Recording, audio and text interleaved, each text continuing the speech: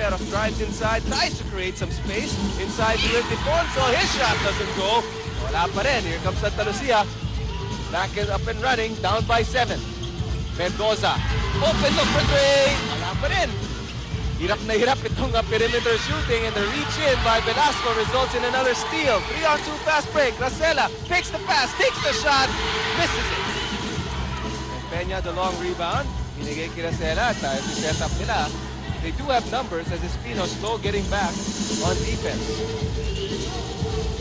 Racela drives inside. His pass taken away. Paeng Santos has got Ontiveros to beat. Santos inside. Namintis yung layup. Na naghahanap ng foul itong Santa Lucia. Hindi tinawag. Racela crossover move na agawan ni Francisco. Siya naman ay naghahanap ng foul. Here comes Santa Lucia. Francisco to Mendoza. Wala pa rin. Ontiveros back on the offensive end in San Miguel. Ontiveros itutuloy sa loob. At